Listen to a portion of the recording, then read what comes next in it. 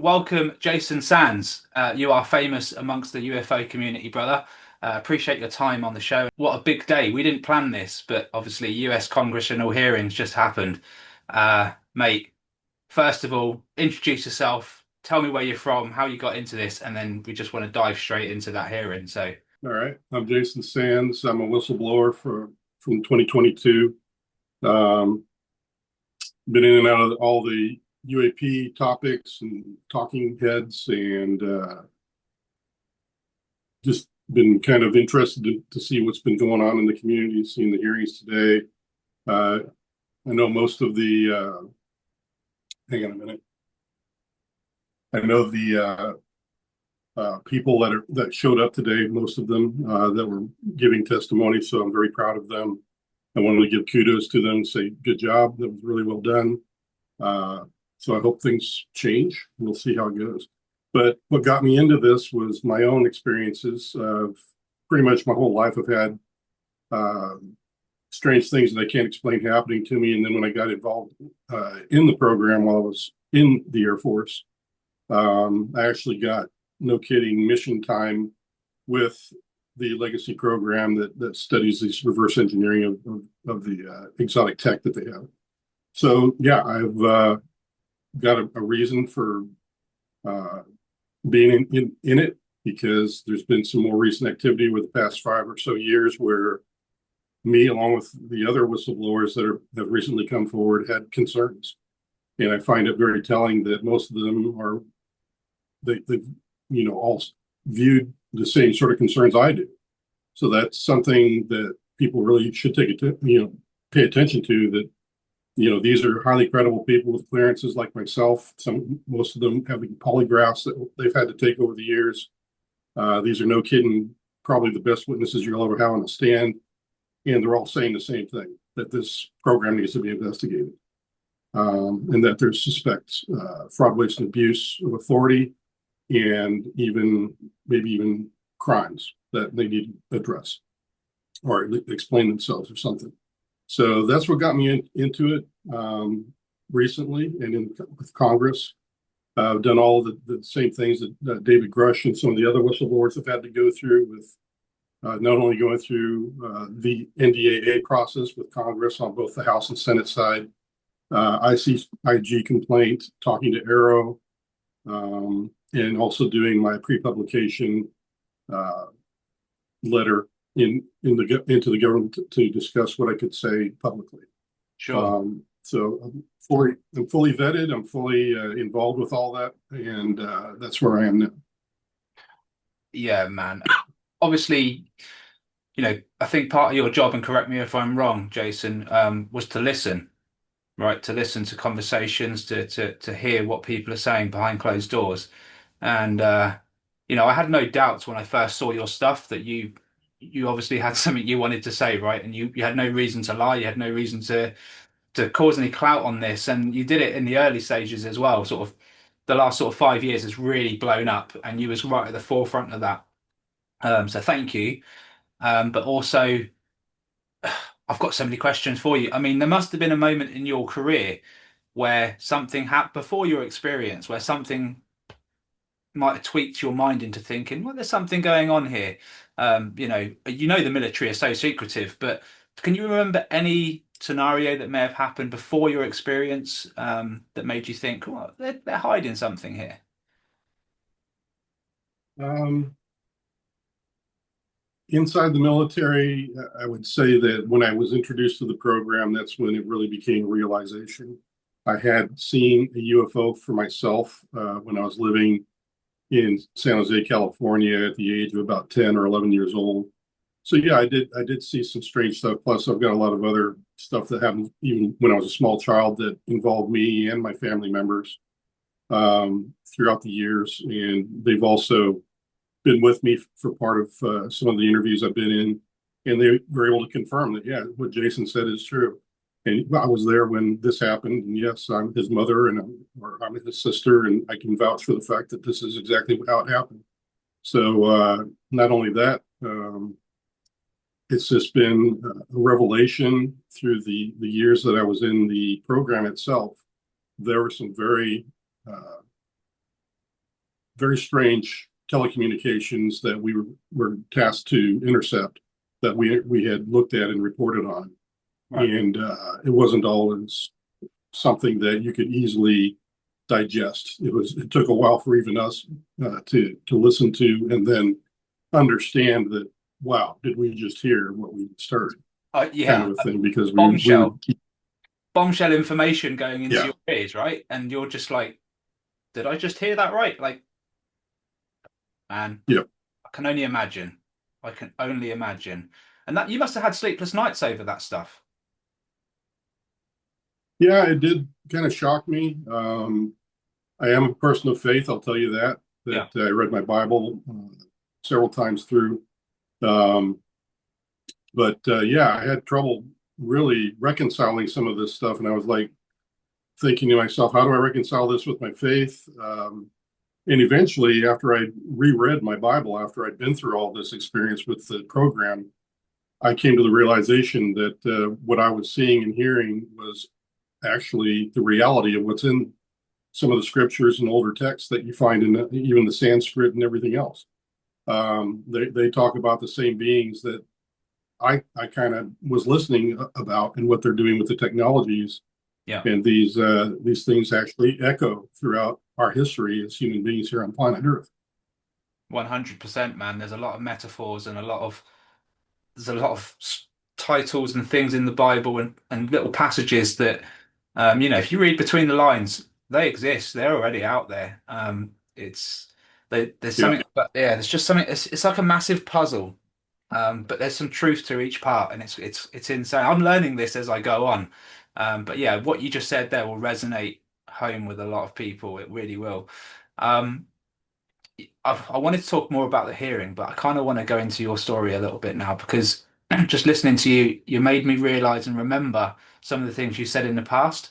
And I just want to go back to when you were 10, because funnily enough, that was the same age that I saw my first UFO, except it was a massive craft over a cloud, massive, the size of the size of the center of my town. So I was sort of picturing this on a massive scale. But from what I remember, yours was like an orb, right? that one was a red. Yeah, well, it didn't lead to a close encounter for me. I know it flew over my friend Eddie's house that was at the bottom of the street, and the UFO was directly over his roof line. And when I talked to him the following Monday, because this occurred over the weekend, um, he was kicking himself for not going outside because his TV was going haywire. He said the lights were all kind of flickering, and there was this hum that he could hear outside while this thing was over his roof. And he just kept on kicking himself afterwards when I told him, well, I was watching that evening, and that was a UFO that I saw. And me and my mother both saw it. And he was very regretful.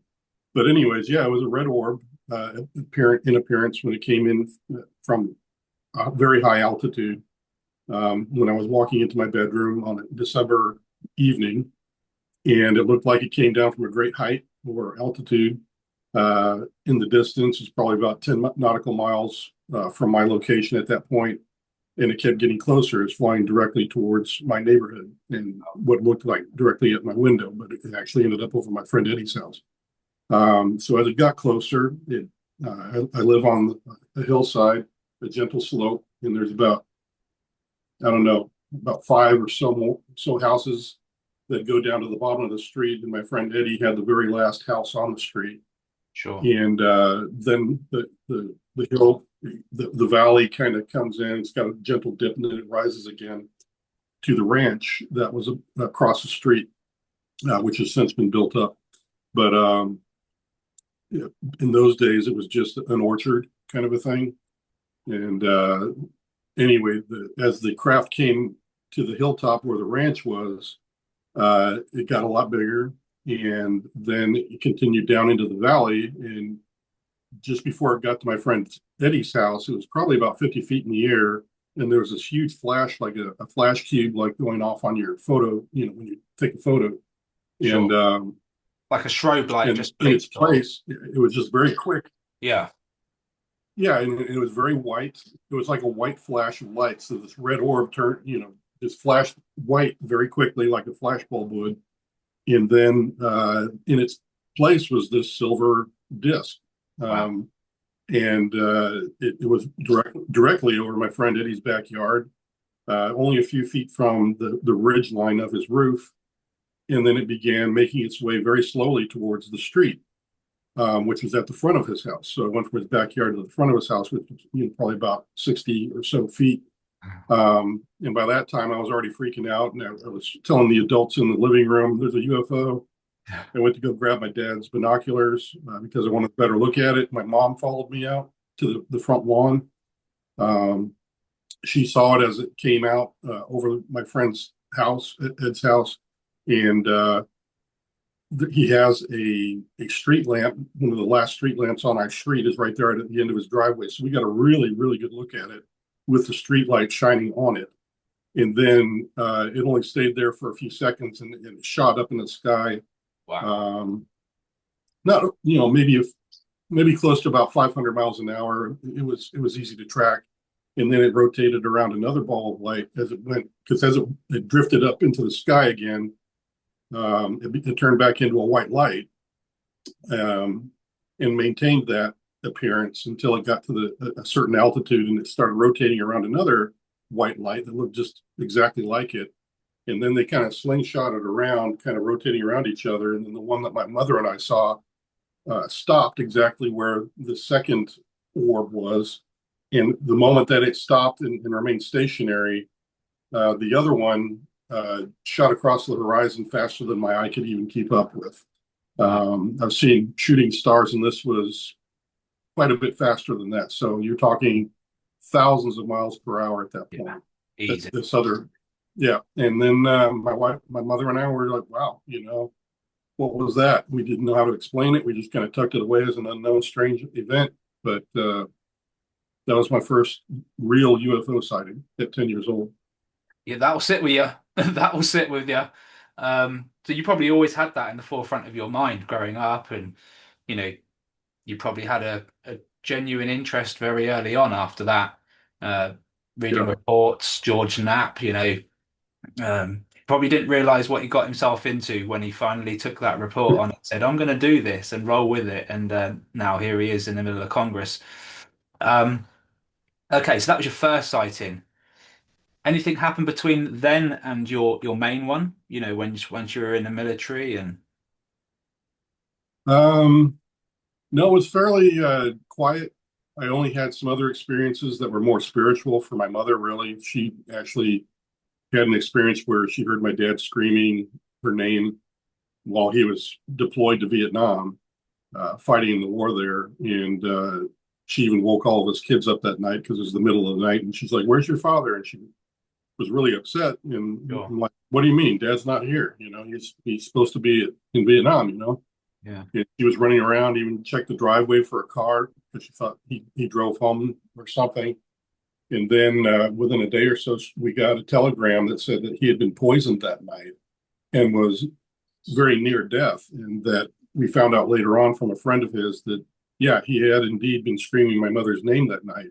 So somehow she had some kind of a connection with my father, or my father had a connection with her.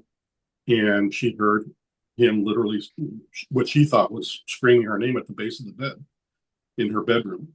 So that I can't explain. So we've had a couple of those kind of experiences. My sister as well kind of has a connection with me and my mother, where she was very depressed and was suicidal. And I remember uh, getting home one day, and I just began crying, and I'm like, "What on earth is going on? I've never done this before." And then all I could see was my sister's face, and that I needed to contact her, and I felt like she was feeling very sad. So I dated in the letter, and because this is back in the '90s when we didn't have cell phones and all that good stuff, and it cost a lot of money to call long distance. So I wrote her a letter and dated it, and she said, in reply to that letter, she said, "Oh, Jay, you have no idea. I was having the roughest time of my life. Her marriage was breaking up. She was depressed, and she was literally thinking about killing herself that night. And I'm glad she didn't. And but I can't explain how I just knew that something was wrong with her that night. So that's a very spiritual kind of an experience, I think, in some people's minds. Yeah. or at least a connection. So there's this kind of stuff that's been floating around with my family off and on throughout our lives, and it even goes on today. Um, so it's one of those things where I don't know why it's whatever this phenomenon is, and these strange things happen to my family and my family members. But as I've talked to more community members in the UAP community and the Native American people from the First Nation folks, that these are common things that they all experience. Yeah. And they say it has a lot to do with indigenous tribes and things like this a lot of times, and that there's some kind of connection that occurs. Yeah. You've really resonated with me there. I'll be honest. I never plan on talking about myself at all. But I'll just briefly say it. And for anyone that's like, Jason's crazy, that doesn't exist. The whole reason why I've got my channel is because of something you just said. I lost my father last year, Oh wow. Sorry. 2023, December 2023. And 5 hours before he had his heart attack, this was in Wiltshire, UK. My auntie in Philadelphia, USA, called my mother up and said something was going to happen to my dad. Oh And then, wow. and then hours later, he had a heart attack. It's not easy for me to talk about. And I found out after his funeral that that had happened. And that's what led me into NDEs, UFOs, started recording them myself, etc. So the reason why I bring it up, without welling up, is what you're saying. It's real. It matters. It happens to people, and it happened to me. I definitely wouldn't make that up. It's too raw. So sorry, mate. Continue. But I just wanted to add that in there for a little bit of validity. What you're saying happens. It does happen to people. Right. And I don't know how much of this is a separate issue to UFOs, but the more and more that I've talked to people and friends about consciousness, it Yeah. seems to it seems to be permeating the UAP and UFO technology, as well as these spiritual experiences of intuitive connections, Yeah. that happen amongst human beings, and these strange occurrences that can't be explained. And I think just about everybody I talk to has had some sort of experience with it that they've just tucked away and thought, well, I can't explain it, so just going to move on. And that seems to be what most people do. But now, when you pin them down, like you said, you just were like, yeah, you just said that, and now you're remembering, yeah, that something very similar happened to me, and that's kind of what I get from a lot of folks. So there is some connectivity, and perhaps it is consciousness is the baseline for our reality, Yeah. and is a bigger part than we give credit for, because we tend to think, oh, my body, my mind, I'm on my own, I'm a solitary person, and it's just me, and we're not a community at all. But now that we're starting to talk about it more, Yeah. we're starting to see more evidence come out and stories coming out that we are connected. So, Absolutely. but yeah, I'm sorry to hear about that. I lost my dad back in 2020, 2017. I know in some of the other interviews that I wasn't able to say it, but he died an honorable man. He started off with alcoholism, but he fought and fought. Finally, when I was in my 20s, he finally gave it up, and he became a great father, a great friend, and the man he should have been. So I'm very glad he was able to do all that before he passed on in 2017. But I feel for you. I really do, because I know what it's like. I mean, it's a crazy one because when something like that happens, the grief doesn't even sit with you. And you want to know what the other side is, when you know something else exists, it takes over completely. And that's kind of what happened to me, started the channel, UFOs, all that stuff. But sorry, well enough. Let's get into your next, because your next one is a big story for me.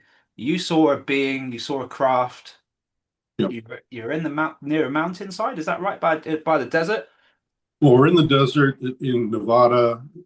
As you know, the state of Nevada is one big fly zone for the military. Yeah. It's known as the Nellis Test Range, is what they call it. And inside the central area is a ring of mountains where Groom Lake is, where the program has a facility, and an airstrip that everybody's talked about over time. Yeah. And the CIA has finally admitted to having. So, yeah, that's when things really started to change. But my experience that you're alluding to happened just after I exited that program, and was just traveling up range, like you're saying, to the mountains up there. We had a what we call a schoolhouse on the top of Black Mountain, which is one of the highest peaks there, because what we were doing was using radio waves to jam Yeah. the pilots so they could fight through and get bombs dropped on target, even if their communications were being jammed by us. So you have to be up kind of high in altitude to get the most effective jamming of their communications. So that's where we were running operations. We were traveling up range that day in a convoy of about 3 or 4 vehicles. What had happened the week before was there was a video that's out there for public viewing, and that's the Nellis Test Range UFO incident of 1994 is what it is. If you look it up, you can get the video and a report that's fairly well done, and some graphics as well of the craft and the way it looked and everything. But the week before I went up range, this UFO had come onto the range that flew right by the Black Mountain Schoolhouse. And a lot of the people that were working there that I worked with, who were on that 2 week time frame and saw it that previous Friday, were really freaked out, because you're talking to a bunch of guys that are highly trained to identify just about everything that flies. We were constantly working with pilots from around the world and all of our allies, so we knew what stuff looked like. Sure. We were highly trained in all, Russian and Chinese types of aircraft as well, and what they looked like and their capabilities, because that's what we were emulating to give good training to these pilots. And they could not identify it. They didn't know what it was, but you can see it in the video. It looks very strange. Looks like a helicopter without a tail rotor, with 2 very large ram swarms looking things sticking out of the sides of it on both the left and the right. And it's sort of a flat black pancake at the back, Right. and what looks like a canopy on the other side. So that's what we saw. And they were all talking about it. And then I go up the following week, and we're doing the convoy to Black Mountain, and lo and behold, we encounter the pilot. So the way it happened was we just, came upon this individual that looked like he was dressed in a uniform looked just like ours. And that craft was sitting right there on the north side of the roadway. And these are all dirt roads, by the way. So about 50 yards from the roadway was this craft. And I noticed that this guy's skin looked like an albino to begin with, like, the very white skin. And as we got closer, there was this blue undertone, like, he was freezing to death, kind of a thing. At least that's what my impression was as we got closer. And at this point, you're just seeing like a silhouette of like a humanoid. You're not really seeing too much detail, or Well, when we first saw him, he was standing just off the roadway, and he was hailing. He was kind of like running at us, like he was needing us to stop, and kind of hailing us like, "Hey, I need help," kind of a thing, or "You guys need to stop. I need to talk to you," kind of thing. But as we got closer, and I saw this bluish tint in his, and this was October, November. It gets very cold out there in the desert. sure. I thought he was freezing to death. So I told the driver of my vehicle, "We got to slow down and help this guy. I think he's freezing to death." Yeah. So as we got to the point where this guy was like right in front of the vehicle, the hood of the vehicle. The passenger who was sitting next to the driver, I was right behind the driver, by the way. He screams out, "He's got no ears." And I thought that was pretty rude, because I didn't care if he had ears or not. This guy was dying in my mind, and that I needed to render help to him. Yeah. So I'm popping open the door about the same time this guy screams, "He's got no ears." And we were coming to a complete stop. And my door is swinging open, and this individual is standing just on the other side. So I step onto the roadway, trying to get my jacket off, because I wanted to warm him up and throw him in the car and get him warmed up. That was my first thing I wanted to do. I shut the door and I look up, and wow, it just hit me like, what on earth did I get into? This guy's got no ears to begin with. His eyes are like 2 to 3 times bigger than mine. The corner of his eyes weren't even here. They were like on his temples. He had a little bit of white around the eyes, but the pupil and irises were huge. And you couldn't really tell the difference between the pupils and the irises, because they were so dark. Yeah. And indeed, he was wearing what looked like a military uniform without any insignia or rank or anything like I had. And it was so pristine and clean. I just thought it was the weirdest thing because most times when I'm up range, almost everybody ran it that goes up range. You get so dirty, you take your nastiest uniform with you and your scuffed up boots because you don't want to get your nice stuff dirty. And here he is in this really pristine uniform. I'm thinking, wow, this guy's really out of place. And on top of that, he doesn't even look like he's human because I'm looking at his ears and they look like instead of, the skin allowing the earlobe to pop out, it was like the skin was over the earlobe and pressing it to his skull. And he had little orifices there where just like we do, but the lobe was like pressed to Sure. his skull. Um, Flipping egg, and man. so I was starting to freak out. I was starting to get really scared, but then he started talking to me, and that's when I calmed down because I had to respond. Yeah. It kind of brought me back to reality. And yeah, he mentioned that his craft needed some repair. It needed a material called tinium. And at the time, I did not know what that was. I thought he was talking about titanium, but that's not what it was. I found out later that tinium is a byproduct of nuclear fusion or something, Right. and that if I had known better, I would have directed him towards the Tonopah Gate where they had some craters that were still left behind from some old nuclear tests underground. And he would have found his tintium there. So if I had been smarter and know what I knew then, what I know now, that would have been a whole lot better for him I because mean, then he would have that found his material. sounds like he was in the right area. He was, and then the other piece to it was I did mention the fact that Groom Lake is just over that mountain range over there, and that's when this wave of telepathic. Well, the whole conversation was both audible in a language that I didn't know it was. It sounded like a really strange version of Norwegian, but I understood it mentally because he was telepathically also communicating with me. Telling you. So there was a voice box. Well, yeah, he actually was able to talk, Mm, and I could hear his voice. But it was not a language I understood. sure. Like I said, it sounded like a weird version of Norwegian or something. So anyway, I pointed over to Groom Lake, but the telepathic response from him was an emotion of disgust.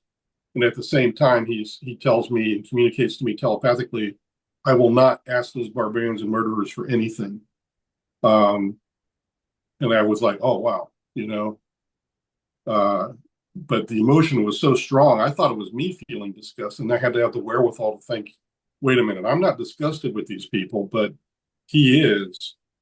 So even though this emotion feels like it's my own, I had to kind of realize this is not me. That's just part of the telepathy, and that he's expressing his emotion. Very raw, very powerful when you're sharing mind space with these beings. And I've heard that a number of times from other people that have told me about their close encounter. They say that telepathy is very much like that. That Sure. the emotional level is very raw. And Was you a, actually, was you able to I mean, obviously at this point I'm guessing you'd never tried practice telepathy. no, So you can hear him communicating, you can understand what he's saying. I'm guessing you can hear the voice in your head as well. well, it wasn't really a voice. It was just it was kind of like the same thing, like when you're sitting there alone and you're just thinking, Yeah. kind of to Right. yourself. That's what it felt like. It's just, and the same thing happens when we're talking. It's like even right now, before my mouth moves, my mind has to attach meaning to the words that I wish to say, and you're also listening in the same way. But it Sure. happens so quickly you don't even notice in that microsecond. That's where I knew that this was, a mind to mind thing because that's why I understood every word is that the meaning of the words before he even spoke them came into my head. And I knew he was going to say, I need this or I need that, kind of a thing. And I need Tintium and all that stuff. It all just came into my mind beforehand, Wow. regardless of what language he was speaking. Yeah. And that's where they say that it's actually better. Yeah. Um, it's better communication.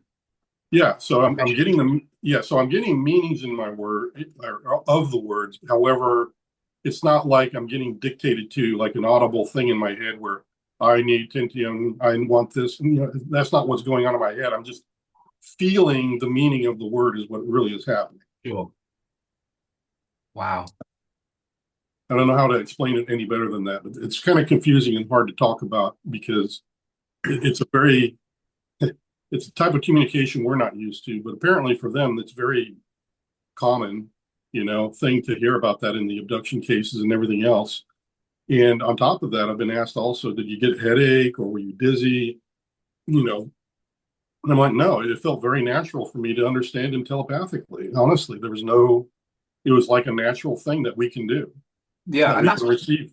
that's what I was trying to get at, Jason, really, is because obviously that happened to you. You had no lessons or prior knowledge as how telepathy works, and yet they were able to communicate with you just fine, which means you didn't really need much tuning to No. it. Just you went straight in on it. What happened next, man? So obviously, because your colleagues or your friends, whoever you were with at the time, was shouting, "No, it's got no ears. It's got no ears," and you had to wait for it to get a bit closer before you could visually see that something was different. Mhm. What happened to your friends at that point? Once you realized what was different, what were they doing? While I was talking to this person or being, I did look over at one point during that talk because we were talking about 3 to 5 minutes. I looked in the vehicle and everybody in the vehicle looked like they were in a trance or zonked out somehow. I nearly laughed to myself because they looked kind of silly.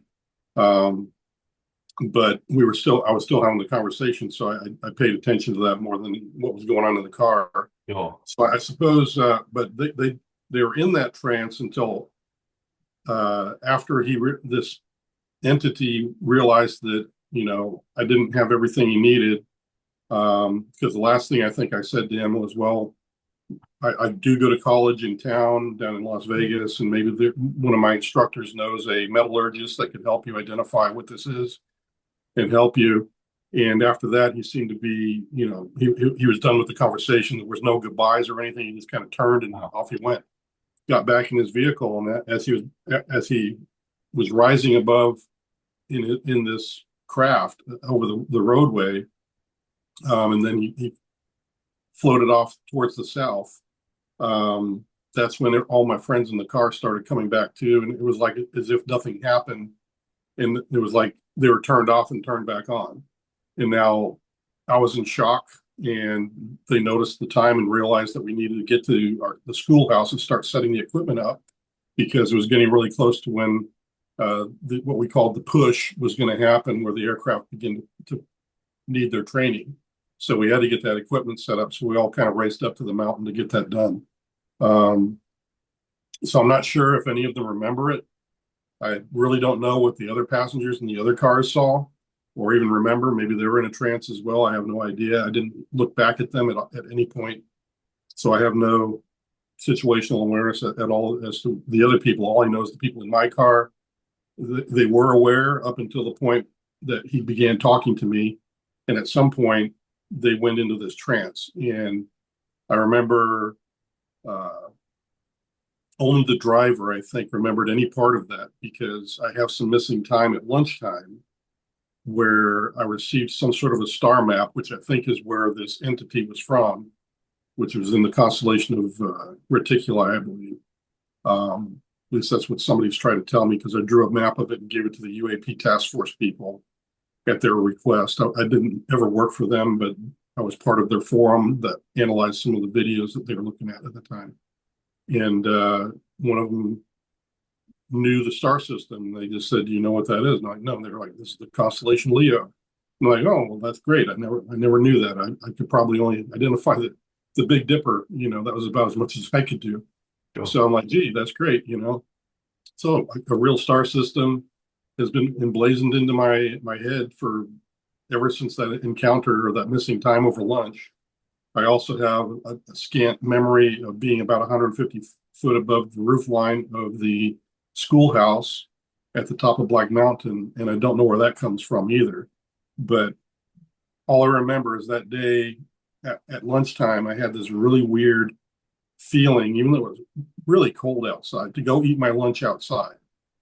And I walked down the dirt road to do that, and I was sitting on a rock, or at least I think that's what I did. But I remember walking out with my lunch. I don't remember eating my lunch. I don't remember having even trash to throw away from my paper bag that I had. or anything. It was the lunch was gone, and it was time to go back to work. So I just went back in the schoolhouse, and the driver of the vehicle happened to be standing there near the front door where I had to go in, and he just kind of looked at me weird and shook his head like he couldn't believe what I just did. So I think he remembers what happened that day. And he also just happened to be there the first week when they actually saw the UFO fly by the schoolhouse for the first time. I was not there that week, but he was. So maybe he also has had some kind of an interaction or he remembers parts of it. But I did find and locate him on LinkedIn, had a conversation with him, and we were getting along great until I mentioned that incident, and then he ghosted me, just Wow. kind of disappeared. So, but he was always like that. He's always feared talking about that incident and that UFO. He always just thought that it was something he was either scared of or scared to talk about. Yeah. Did you ever get the feeling that perhaps someone was going to turn up for the being? Um, no, honestly, the impression I have when I think about it is that maybe he was working with the program folks at one point, Right. had some kind of an altercation with them, and he took off in one of the craft that he had available for him to take off because he'd had enough. Um, and I think maybe they shot at the craft and it did damage it because it did kind of have this weird. It wasn't smooth when it gained altitude. It kind of they had to go up in chunks like this to get it to go up. Right.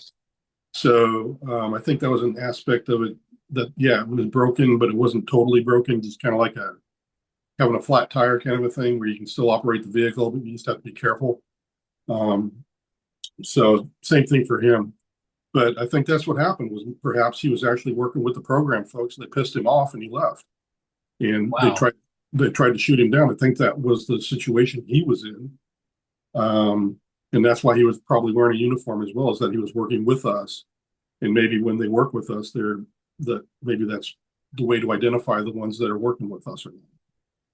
Sure. Yeah. I mean, just trying to connect dots here from what you've said. He's wearing a uniform. He asked for what he needed. He couldn't get it, and he left without saying goodbye. It's almost like a rogue alien's just just on the run, maybe, or something. Like I wouldn't do that if I were you. Put the phone down. Well, from the time, also you have to think about if the UFO was videotaped and filmed that previous week, he had to have spent a lot of time there on, yeah, that weekend. And actually, when we went up on that Monday, the first thing that we had to do was go and view the tape of the UFO because the video operators they knew that it went by our schoolhouse and they wanted verification had we seen this thing. yeah, So we all got to view that particular film of the UFO that is now out there in the wild on the internet. But the other thing that's quite telling is there was a lady sitting on the left-hand wall after we're leaving from watching this videotape from the video operator. Um, and she stopped me and she literally said there was somebody out on the range and not to talk to them. And she looked very afraid or very shooken up from something. So I imagine maybe he had been there stuck on the range or was out on the range trying to find help. And maybe she at least ran into them or ran into him. And maybe he asked her for the same material and she couldn't help either. And that maybe she had told him, well, why don't you hang out for next week, or just leave me alone. I don't know what she did, but she was very upset. So he must have been stuck there over the weekend and had some kind of an interaction with at least her because she was upset. And I could tell that now that I had the encounter, that was probably what she was talking about is this individual was this being. yeah. And she didn't want to say that, but just said that there was a person on the range that I moved not to talk to. So there was all these little indications that, yeah, this was probably something along the lines of what I told you.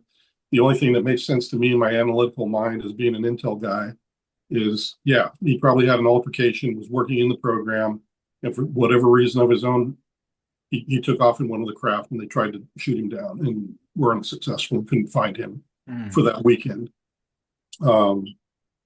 So I think that's kind of what might have happened to him.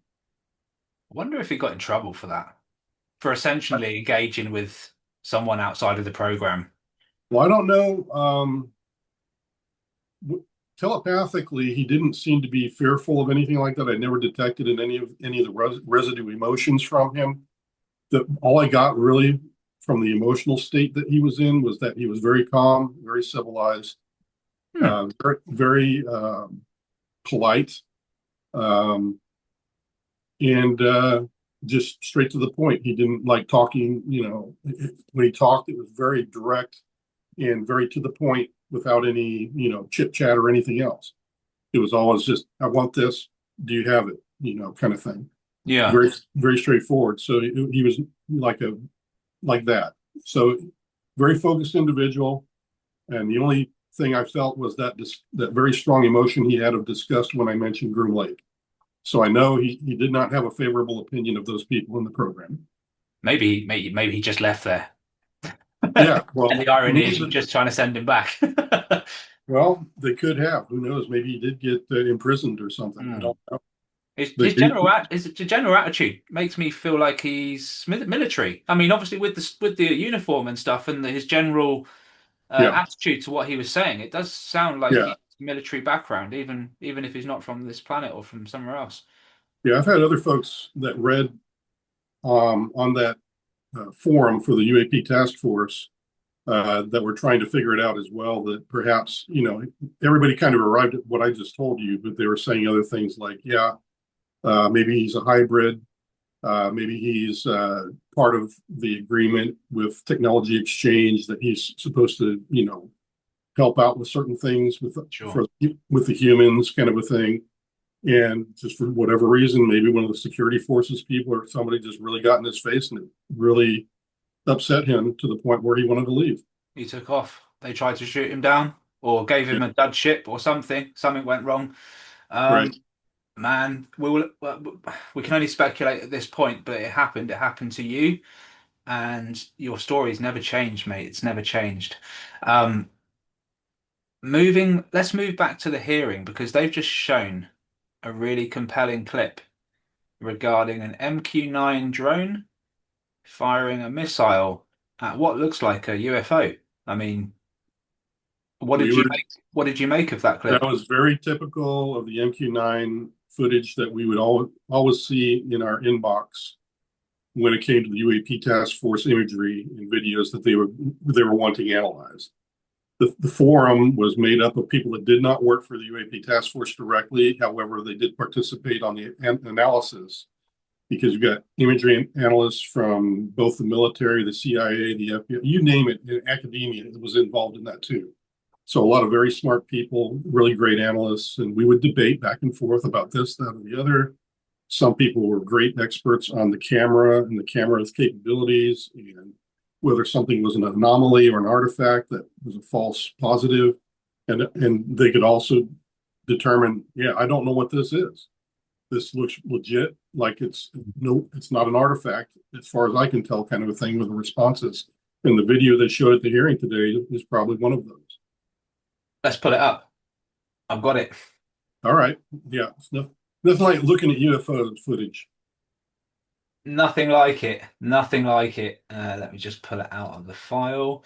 So I've done like a screen recording of the hearing and just blew it up a little bit so that we'd get a little bit more of a visual.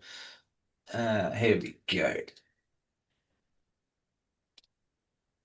Now, historically, sharing my screen doesn't pay off, but I'll overlap it either way, so it will come out looking good regardless. Okay. So, uh, Yeah, I can see it now. I really want to take us to the point of impact because for me, it didn't look like there was an explosion, but maybe you can elaborate on that. Yep, just a minute. But yeah, here there we go. Yeah, there is contact between the missile and the object. Yeah, You can see the object actually changes orientation yeah. and a little bit of its track of moving straight ahead. Yeah, see there. So yeah, it turns what clockwise, counterclockwise, and then clockwise. I think. on impact, it kind of looks like the missile bounces off the object. Like I'm not Yeah, seeing an explosion, but but wait a minute.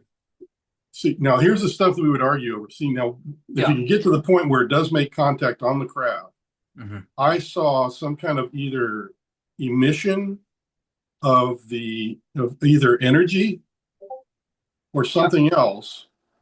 Maybe it was the missile itself, but there was some kind of residue. See that right there? You see that lump Here? that appeared there? That would give an analyst a really good time of fun for the day to Mm. analyze what is that? Is that an energy source? Is that a piece of the missile? Is that a piece of the craft? But you can see the craft continues to go Yeah. in generally the same direction. Yeah. So If anything, the craft is going left. It's going left on the screen. The missile looks like it's made impact and it's just dropping through the sky now. right. So if there's anybody listening to this, I would say that yeah, the good point for analysis would be to look at that impact time frame Hmm. and see what kind of residue is actually there on the outside of the craft as it's being hit. And then you can also see in this particular frame, it looks like a piece of something is just floating around there too. Also, and what is that? Is that a piece of the craft or a piece of the missile, and so on and so forth. So let's look at the rest of the video just to see what happens afterwards. So Just so there you right down there. So so you can see some pieces of something flying there. That yeah, now the UAP looks like it's definitely wobble, suffering right? some kind of trajectory loss. Yeah. It's So been yeah, it looks dropped. like it was damaged in some way. What I'm struggling with here is the pieces seem to be the pieces seem to be keeping up with the object. Yeah, it's like they're attached in some way inside of some sort of a tractor beam or something. Yeah, it's like it was there, but I'm not sure. Sometimes artifacts can be funny when it comes to video, especially when it comes to high speed video. Yeah, I mean, well, they've zoomed out here, and Yeah, I've zoomed in on the footage, and you can vaguely see it's very, albeit it's hard to make out, but there is like a white something pixelating around this object as it moves across the water. That's like that stays there with it. right. And now look Um, at this really here. If you freeze frame it right there, you'll find that some of the stuff that we found really interesting to analyze, you see that darkened ring around the object. yeah, There are some people that can look at that and tell you whether or not that is an artifact of an energy source. And they yeah, can sometimes trace what kind of energy, whether it's nuclear power or electromagnetic or whatever, what have you. So that would another thing I would want an imagery analyst to look at that and see if that aura actually exists, first of all, and then if it does exist, is that a telltale sign that this object is actually has a power source that we can detect? yeah. Well, it should. Well, from what I understand, it would have at least two emitters, right? Yeah, it To would be have to. moving with the technology they use, and the Correct. emitters will emit an energy look like this Yeah, potentially. and typically because they're fairly invisible to the eye, Yeah, um, they appear as kind of dark or shadows or whatever, either around the objects and or just in front of or behind the object, if not surrounding the entire object. Because I remember seeing one object that actually had uh, circular energies that looked like um, it was using some sort of a very high energy type, but it was at the cardinal points of the front, the back, the two sides of the craft, and that the one behind it was what was propelling it because that darkened area was larger than the other two.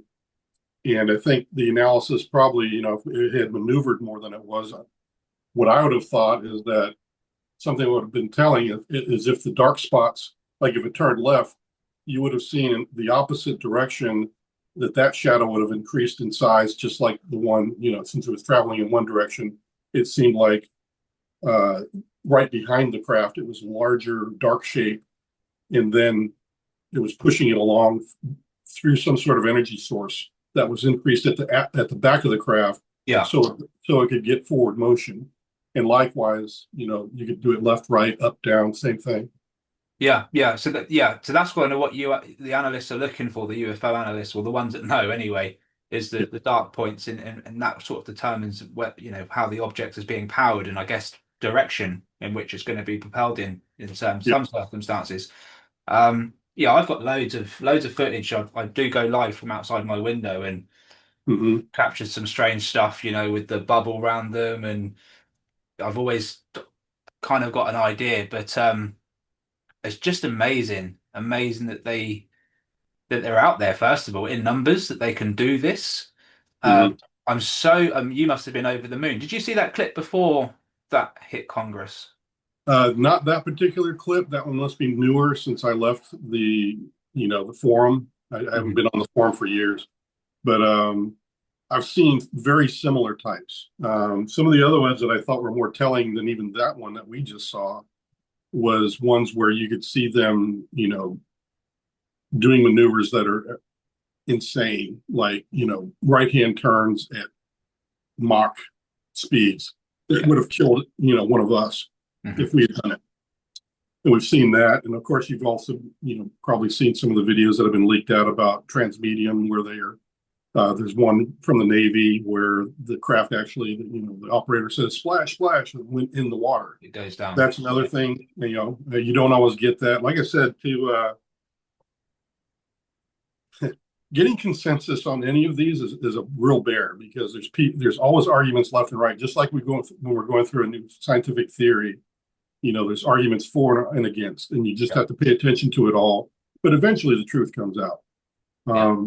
And I'd love to see, some analysts do some real work on that, aura that we just saw in the video. I wish that it had made other maneuvers. I think the most telling maneuver is that even after the impact, is that it barely changed its trajectory. Yeah. Um, Barely. It and wobbled. It wobbled, yeah, but it kept going as it was wobbling as well. It's yeah, not like because it if it was stopped. another drone, that thing would have fallen. You'd Oh, seen pieces, parts flying all over the place. yeah, you wouldn't see the main shell of it. So, Yeah. uh, So that's a very strange video to say the least. But again, I'm not an expert. I'm just giving you some of my insights from the experts I used to work with. But I'd love to see some people really do some great analysis. yeah, I mean, to be honest, it speaks volumes, that one clip, for anyone that's completely on the fence with the whole topic. If they look Mhm. at that clip, it only really leaves two options. A, this is completely anomalous. It's a UFO, UAP, and they're real. Or B, the government have made it up to show everyone that they're real when they're not. Right. I mean, they're the only two options, and I don't think Congress are going to hold a hearing and go through all of this just to Yeah. find that it's fake. So yeah, for me it's compelling as F, no matter Yeah. how you look at it. I don't think any Mick Wests out there would be able to debunk that one easily. You wouldn't even be able to come up and say that, oh, it's just that because it got shot with an effing missile. So Hmm. it doesn't leave much, does it? Uh, No, it doesn't. Honestly, they've got a real conundrum there to solve, and the debate should start from now. The yeah, other thing I wanted to mention was some of the stuff that's really tough to get out into the public eye is the cameras that are used yeah, on some of our craft. It's classified. So as you know, being an imagery analyst, part of the analysis is getting an expert in the room to look at it and know exactly what kind of camera it is. yeah, So again, you're talking about that information making it in the public eye may or may not happen if it's a type of camera that has some military capability we don't want our enemies to know about. hmm Um, so that's going to have to take place probably in a skiff, that kind of analysis of, what kind of camera was used. Then they can better determine whether it was an artifact or an actual impact. And is that an aura or is that just an artifact as well? yeah, Because it's a shiny object or whatever, because sometimes, you can get a sun glare and it comes out looking like a black aura around even an aircraft. yeah. That is a known type. So those are all the kinds of things that honestly I'd really like to see. I actually think off the back of this kind of footage that's been shown in the US that people will start developing full spectrum cameras because Well, yeah. that's what we need, easily accessible full spectrum cameras because it's a big ass planet. Um, Well, That's one thing I've actually been asking about is that, the UFO community is chock full of scientists and Yep. engineers and enthusiasts who's willing to do the field work. And we have people also with deep pockets that can buy some of these really highly expensive optical equipment. And why not tap into that? Because then you don't have the problems with the classification getting in the way. It's something the public has produced and is Yep. totally unclassified and available. The other thing I'd like to see, at least on the classified side, is you may not be able to share what kind of platform capability took this video, but the video itself can be sanitized to the point where, even an enemy can't tell what capability you have, but at least the video can be shared. Yeah. And I'm like, how long is Arrow going to hold on to these unknown videos that we couldn't figure out as analysts ourselves Mhm. and just let them gather dust and keep them classified? It's like, well, shoot, you're done with it at this point. You've already had 5 years looking at this stupid video. How long are you going to let it sit there? Or are you going to ask somebody else for help and let the rest of the scientific community look at it and make some other determinations that maybe you didn't think about? Yeah. And that to me seems to be the other side of the coin, is that some of these should be released by this time, because I know some of them are just sitting on the shelf and Arrow has not shared that with the public for one reason or another. Now, I may be wrong. Maybe they all had a reason. The ones that they don't release, I don't know. But Arrow, again, has not been transparent about that process and what determinations they've made. But all those things are things that it's hurting their own credibility.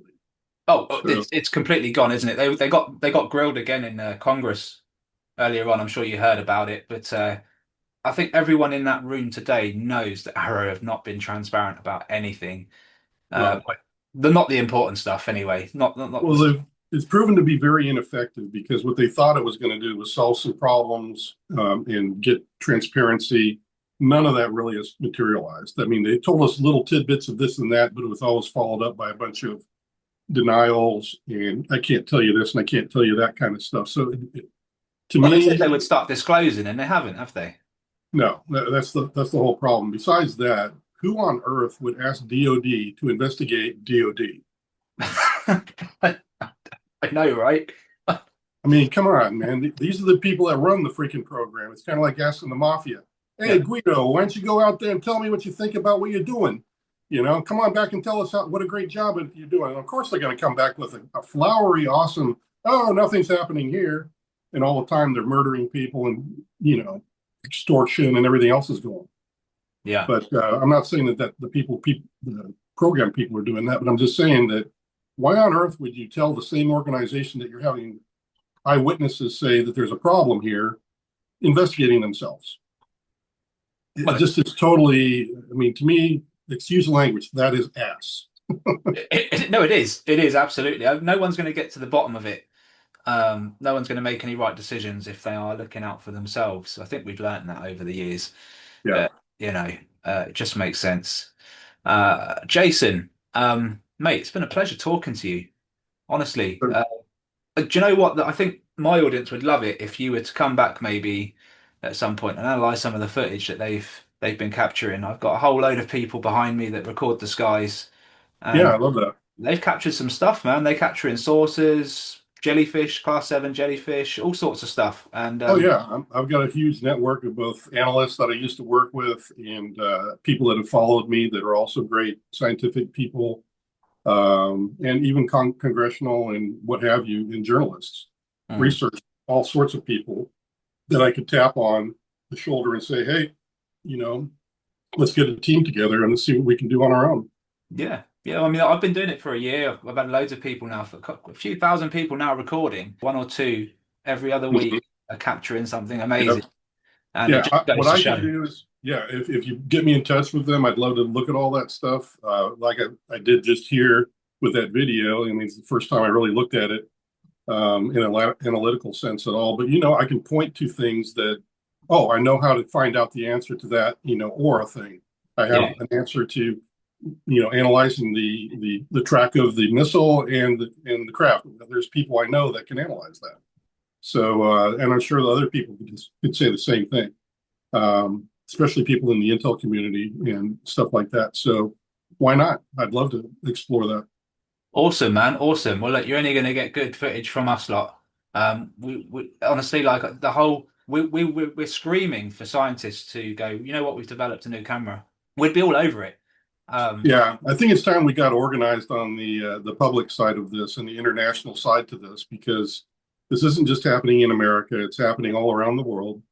Um, we have really great people that are at the periphery. Unfortunately, there's not a lot of money being thrown at this. I think if we got organized and convinced the public that these are really good people, analysts and scientists that are able to look at this, that are not affiliated with any government, and will be, no kidding, transparent because they're a public entity themselves. yeah. And yeah, let's see if that gets it further down the road, because yeah, it seems the more and more we're trying to rely on government, the more and more the government either gets sidelined or told no or can't talk about it, or just like Postponed, what happened delayed. today. Yeah. Yeah, just like what happened today. I mean, you heard so many times, I can only say that in skip. Oh, I can only do this in a classified environment. I don't even know if I could tell you that. Well, you can tell that Borland guy was actually a little bit terrified. You know, before he oh was yeah, talking, he was thinking about it because he didn't want to slip up. And it's his I can answer. tell you, it's not easy. It is a terrifying process. Yeah. Yeah, that's why I say hats off to them. I don't have one on, but hats off Yeah, to him. just being there and saying what he did is very, very heroic, honestly. And his willingness to even go to the skiff and talk about, can I talk to you about this? We need to iron that out. I Yeah. mean, quite frankly, what Congress needs to do is that if we do have these witnesses like myself and Borland and everybody else that's been involved, including David Grush, that all of us would do very well if the president would just get involved and back people like, Representative Luna Yeah. and her team and Mace and Burleson and all these great people and Burchett, just give them the backing they need to get a temporary read in so that they can go talk to these guys without any classification hindering them. Yeah. To me, I think the one thing I would say also that needs to be considered strongly, and I posted on X about this to Representative Mace, is that, aside from all the NDA issues, the non-disclosure agreements that these people sign, there's one thing that even me, who also signed these NDAs, that rises highly above any NDA that I've ever signed. And that is, if I have observed fraud, waste, and abuse, it is every individual's responsibility to report it, even in a special access program. And if they can latch into that and get the president's backing on that, they could break down a number of walls when it comes to classification, or at least getting themselves into a skiff and at least talking freely with these witnesses. That Yeah. would really go miles for them. Yeah, it's a shame that they have to go down such harsh roads to get the answers, right? Because they're talking about flight safety, they're talking about security of the country, they're talking about technology and what other countries may produce off Yes. the back of these findings. And they're all scary topics. When in reality, someone could say, "Yeah, you know what? We're not alone, and we've got this." Just be Right. done with it.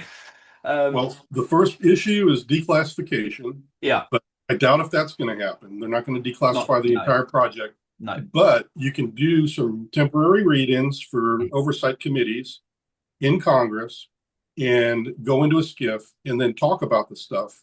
And then you can determine what you want to release and what you don't want to release. Yeah, with oversight, with Right. oversight right from the beginning. Yes.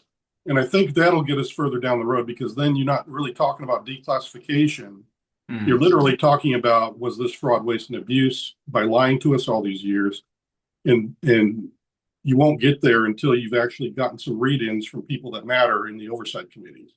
And then once they get the straight answers, they can make those decisions. And if the president backs them, and it turns out to be fraud, waste, and abuse all the way through and through, that'll be the end of the entire program altogether.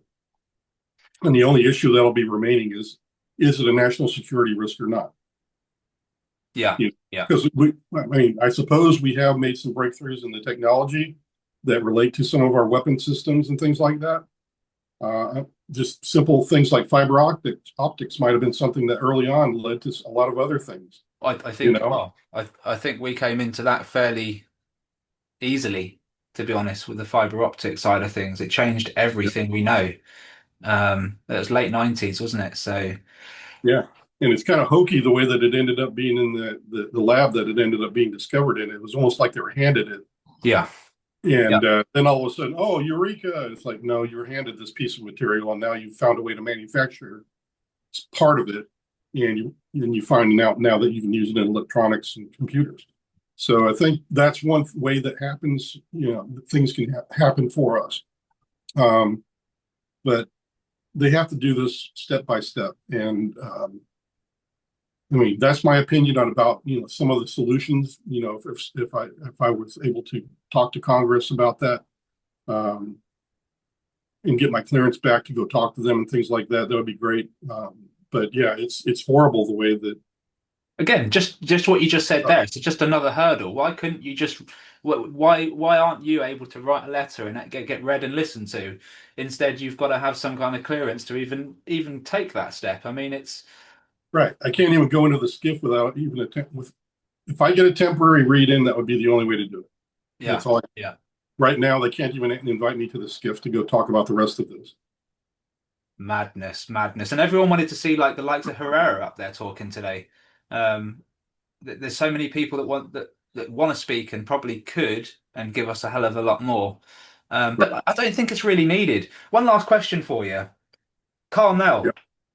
He came out and said that Carl Nell. He came out and said that NHI are real and we've been working with them for so long.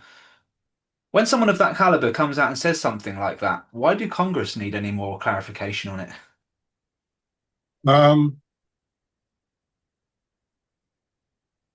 I think mainly because we're in uncharted territory and we have no laws that can handle even investigating this program. We're talking about a group of people that originally had a charter, I think, that had taken a portion of even presidential authority to set up. And it's going to take presidential authority to get them to stand down, or at least be willing to come to the table to talk about what's happened. But yeah, that's one of the factors that even when I went in and gave my testimony, and David Grush did about a week or so later, back in 2022, we thought that there was going to be a breakthrough because we gave them literally everything they needed on a silver platter. Yeah. But they were so shocked and they were so unfamiliar with the subject matter that they didn't know how to handle this. So what they did do was Arrow stood up about the same time me and David went through the testimony on Capitol Hill, and nothing happened, at least not to my knowledge. I think they asked some people questions, but everybody else was so uncomfortable talking about it because you're talking about to politicians who want to get reelected. Yeah. And at least in 2022, there was a lot of stigma for them. There still is a lot of stigma and a lot of pushback. And as they were saying today, that they were even getting stiff-armed by some other representative in there that kept on telling them, I'm not giving you a clearance to go in the skiff even. And they're like, we need to get that person out of the way. Well, damn right. That's what's happening, is that these people have tendrils everywhere, and they've been shutting it down at that level. And mainly, it's gotten to the point, if you look at it, between this testimony and last year's, it pretty much hinges on clearances. It does. And classified problems. That's the only reason we don't have transparency, and that's the only reason these congressional members are not informed as they should be to do the oversight. But that really does. That really amplifies what. Well, for anyone that noticed why George was a little bit irate in there today, and potentially Tim Burchett as well, they seem to give most energy off when they were talking. Exactly. It's because they know they're in a fight. They know they're sharing a room with enemies as well as friends. Well, look at it this way. Everything in the DoD goes through the classification authorities for the DoD. So if you're going to go as a congressional member to the DoD and the Secretary of Defense and ask for those clearances because you want to know, the first thing the DoD is going to sit there and probably do is consider, number one, do they have a need to know? Number two, do I want them to know? Because it may point to some very questionable actions on the military departments and what they've done. Yep. So for two good reasons, they will say no. most times because of that.